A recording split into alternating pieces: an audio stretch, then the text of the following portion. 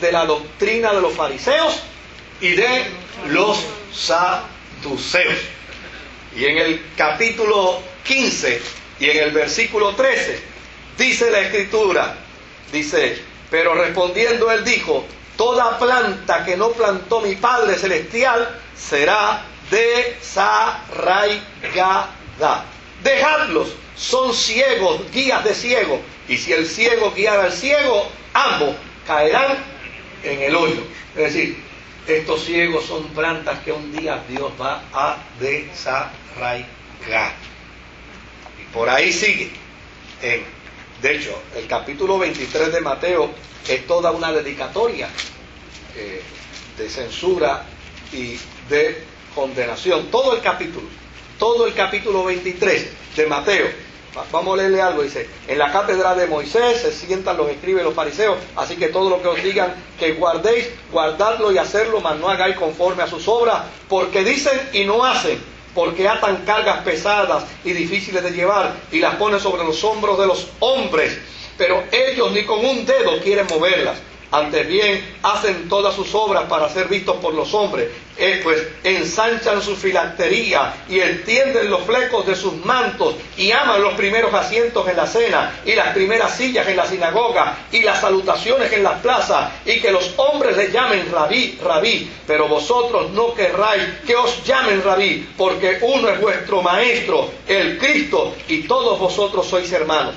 Y no llamaréis Padre vuestro a nadie en la tierra, porque uno es vuestro Padre, el que está en los cielos. Ni seáis llamados maestros, porque uno es vuestro maestro, el Cristo. El que es mayor de vosotros sea vuestro siervo, porque el que se enaltece será humillado, y el que se humilla será enaltecido. Mas ay de vosotros, escribas y fariseos hipócritas, porque cerráis el reino de los cielos delante de los hombres, pues no entraréis vosotros, ni dejáis entrar a los que están entrando. Ay de vosotros, escribas, fariseos hipócritas, porque devoráis las casas de las viudas y como pretexto hacéis largas oraciones. Por esto recibiréis mayor condenación. Y por ahí sigue, óigame, una estela de insulto y de confrontación a los religiosos de su tiempo. ¿Por qué Mateo lo hace?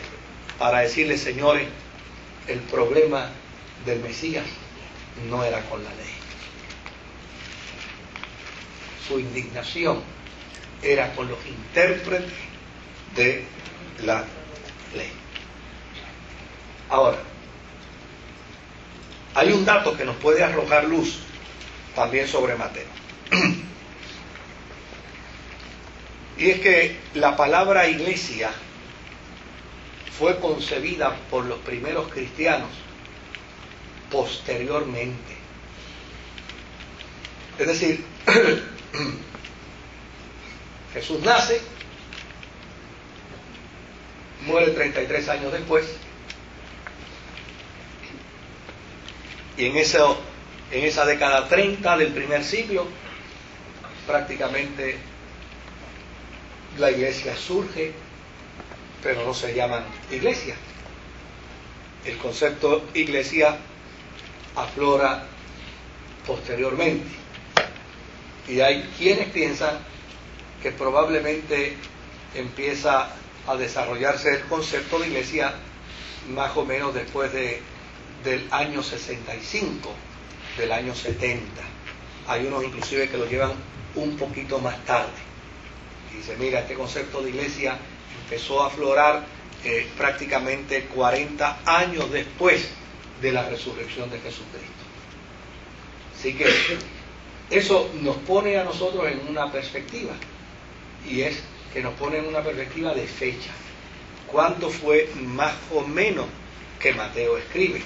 Porque desde luego no pudo haber escrito inmediatamente después de la resurrección de Jesús, porque inmediatamente después de la resurrección de Jesús el término iglesia todavía no era parte del vocablo de ¿quiénes? De los cristianos de la iglesia primitiva. ¿Qué iglesia iba a ser si se reunían en casas? ¿Qué iglesia iba a ser si tenían que andar huyendo y moviéndose de un lado y de otro? ¿Qué iglesia podía ser si tenían que estar camuflajeados y escondidos? Así que no podía ser iglesia. Así que en ese sentido, el poder ver que en Mateo se habla de la iglesia, Mateo 16,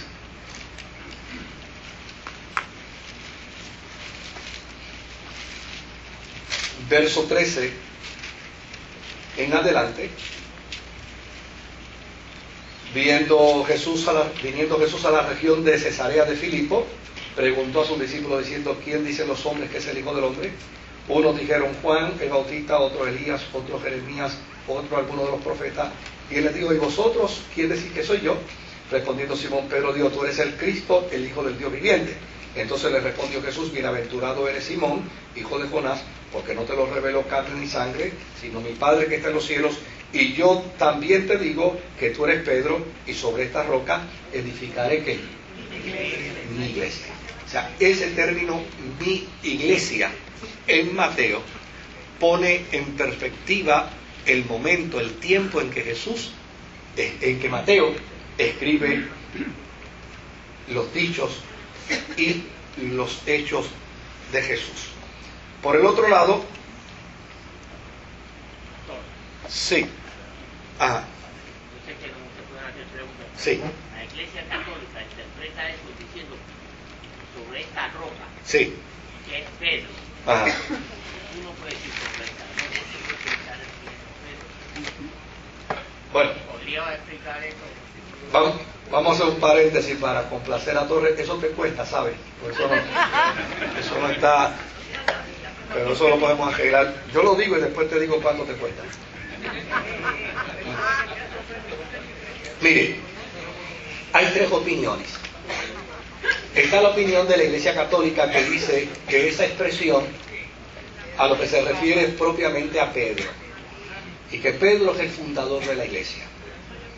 Está la postura evangélica, que dice que llana y sencillamente lo que Jesús está diciendo no es que es Pedro, sino que lo que Jesús está diciendo es lo que tú acabas de decir. Lo que tú acabas de decir. Eso es lo que es la roca. Y hay otros que postulan y señalan que Pedro, en alguna medida, vino a ser la figura principal de la vida de la iglesia, porque obviamente el día de Pentecostés, Pedro, sin ser el líder prominente de la iglesia, se convirtió en ese líder prominente. Ahora bien, es importante, número uno, déjame ver si el Señor me ayuda a refrescar, ¿verdad? Pero es importante, número uno, que veamos dónde sucedió el hecho. El hecho sucedió en Cesarea de Filipos. Y en Cesarea de Filipos había varios templos. Estaba el templo del emperador en Cesarea de Filipos. En Cesarea de Filipos estaba también algunos de los templos griegos, porque Cesarea de Filipos era una región donde el helenismo, el imperio romano, había invadido y prácticamente se había posesionado de toda esa región. Allí había una cantidad de templos que levantaban los judíos como sus sinagogas de adoración, pero había también templos que levantaban los romanos como parte de su experiencia religiosa.